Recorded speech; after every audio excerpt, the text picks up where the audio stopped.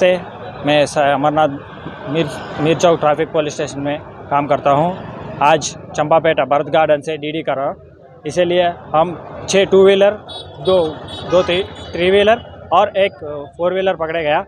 इसी तरफ हमारे तरफ పోలీస్ వారి నుంచి ప్లస్ మీడియా వారి నుంచి దీని ద్వారా మీకు ఒక సందేహం ఇస్తున్నాం.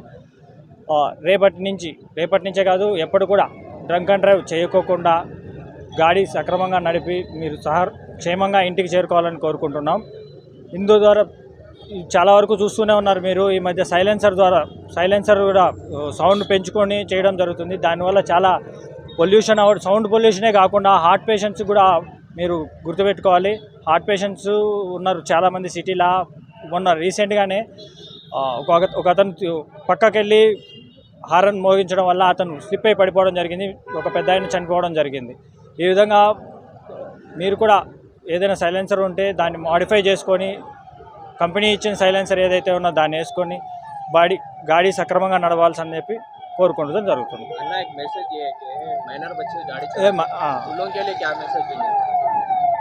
ఇంకోటి మైనర్ వాళ్ళకి కూడా ఇప్పుడు ఈ మధ్యకాలంలో మనం ఎక్కువ చూస్తున్నాం. పిల్లలు ఇంట్లో వాళ్ళ పేరెంట్స్ తెలియకుండా బండి తీసుకొని వచ్చేస్తున్నారు.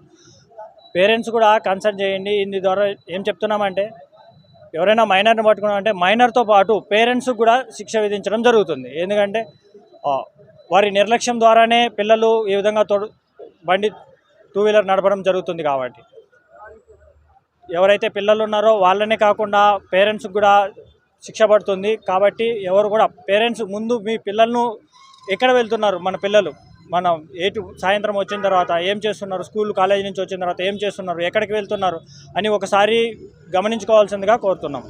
ఈ మైనర్ చేసినప్పుడు డ్రైవింగ్ వాళ్ళు పిల్లలుగా ఉంటారు, వాళ్ళకి ఉత్సాహం ఎక్కువగా ఉంటుంది. ఎవరైనా పక్కన కొంచెం స్పీడ్గా వెళ్ళారనుకోండి, అరే మనం కూడా వెళ్దాము అనే యాంగ్జైటీలో స్పీడ్గా దోలడం జరుగుతుంది.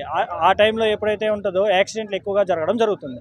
కాబట్టి పేరెంట్స్ కూడా దీని మీద కొంచెం పోలీస్ వాళ్ళే కాకుండా, అరే పోలీస్ వాళ్ళు పట్టుకున్నప్పుడు అరే పోలీస్ వాళ్ళు నన్ను ఎందుకు పట్టుకున్నారు, నా కొడుకుని ఎలా పట్టుకున్నారని మీరు ఇబ్బంది పడడం కంటే ముందుగానే మీరు ఇంటి దగ్గరే మీ పిల్లల్ని ఏ విధంగా మన పిల్లోడు ఎక్కడికి వెళ్తున్నాడు, వస్తున్నాడా, ఎవరితో తిరుగుతున్నాడు అని చూసుకొని జాగ్రత్తగా ఉండాల్సిందిగా కోరుతున్నాం.